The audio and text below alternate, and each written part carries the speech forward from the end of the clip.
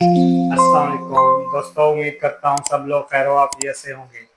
Today the topic of our discussion is floaters. Sometime patient इस complain के साथ आता है कि मेरी आंख में फ्लोटर्स आ रहे हैं। आज हम डिस्कस करेंगे कि फ्लोटर्स क्या हैं, वो उनके कॉजेज़ क्या हैं, वो किन किन वजूहात की वजह से होते हैं, अगर हैं तो हम उनसे प्रिवेंट कैसे कर सकते हैं, और वो कौन से फ्लोटर्स हैं जो अलार्मिंग साइन है सीरियस आई डिजीज़ के लिए। अब बेसिकली फ्लोटर्स क्या हैं? समटाइम्स जब कोई भी पर्सन आसमान की तरफ देखे या क्लियर वाइट वॉल के ऊपर देख रहा होता है तो उसको छोटे छोटे स्पॉट्स हवा में फील होते हैं या फिर धागा नुमा फाइबर्स तैरते हुए मूव करते हुए फील होते हैं। इनको हम आई फ्लोटर्स का नाम देते हैं। अब फ्लोटर्स बनते कैसे हैं, ओवरऑल इस चीज़ को समझे। हमारी जो आई है वो अंदर से एक जेली लाइक मटेरियल जिसको हम कहते हैं विट्रस ह्यूमर, वो विट्रस ह्यूमर थोड़ा सा जेली तरह का मटेरियल होता है जिसने आई को फिल किया हुआ होता है और उसको अंदर से कवर करता है, उसको स्ट्रेंथन देता है।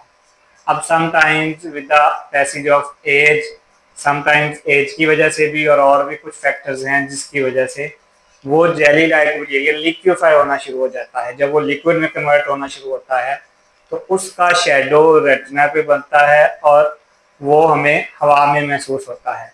अब उनका शेडो जब हवा में महसूस होगा तो पर्सन को या पेशेंट्स को क्या होंगे, स्पेस में वो फाइबर्स और वो फ्लोटर्स नजर आना शुरू हो जाएंगे। अब इसके फैक्टर्स क्या क्या हैं? सबसे पहले तो एजिंग। ये एज के साथ साथ सेनाइल चेंजेस भी होती हैं। जैसे जैसे पेशेंट जो है वो 40-50 साल की उम्र में जाएगा तो वो जेली लाइक मटेरियल लिक्विफाई होना शुरू हो जाता है। दूसरा होता है फैक्टर पीवीडी, जिसको कहते हैं पोस्टीरियर विट्रस डी अटैचमेंट। अब ये जो विट्रस है ये बेसिकली पीछे रेटिना जिसको हम पर्दा कहते हैं उसके साथ अटैच होता है। समटाइम वो जेली लाइक मटेरियल जो है विट्रस ह्यूमर उस पर्दे से उखड़ जाता है। जब वो उससे सेपरेट होगा, उससे डी अटैचमेंट होगी, तब ये मसला आना शुरू हो जाता है। फिर आई इंजरीज, समटाइम्स आई में कोई ट्रॉमा हुआ उसकी वजह से भी ये इश्यूज आना शुरू हो जाते हैं। रेटिनल टीयर, समटाइम आंख के अंदर रेटिनल टीयर होता है, रेटिनल डी अटैचमेंट होती है, तब भी ये मसला आना शुरू हो सकता है। और इसके अलावा वो पर्सन जिनको ब्लड प्रेशर या शुगर है, समटाइम उनके अंदर भी ये अर्ली चेंजेस आना शुरू हो जाती है। ये तो से सारे उसके कॉजेज। अब प्रिवेंशन की तरफ आए तो सिंपली वो लोग जिनको डायबिटीज़ या हाइपरटेंसिव हैं, ब्लड प्रेशर का मसला है, उसको कंट्रोल रखें। दूसरा ये कि प्रोटेक्टिव सन ग्लासेस लगा के जाएं ट्रॉमा से बचने के लिए। जब भी बाहर किसी ऐसे एटमॉस्फेयर में या ऐसी कोई काम कर रहे हैं जिसमें ट्रॉमा होने का चांस है तो उससे बचें और प्रोटेक्टिव सन ग्लासेस लगाएं।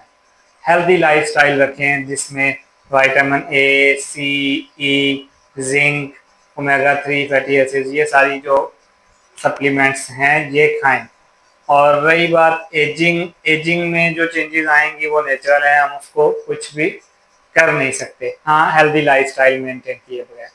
अब इसमें होगा ये कि अगर तो ये फ्लोटर्स कभी कभार आते हैं और चले भी जाते हैं, कोई इतना ज़्यादा सीवियर परसिस्टेंट नहीं रहते और विद द एजिंग है तो फिर तो कोई ऐसे मसले वाली बात नहीं है।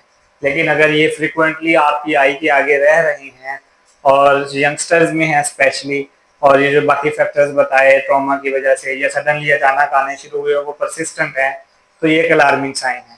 तो अपने डॉक्टर को लाजमी चेक करवाएं।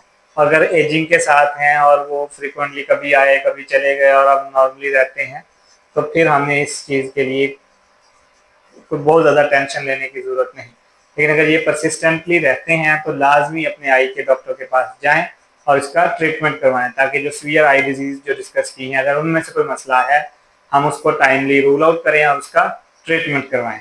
अगर हमारी ये वीडियो अच्छी लगे तो इसको लाइक, शेयर और सब्सक्राइब लाजमी करें। बहुत शुक्रिया।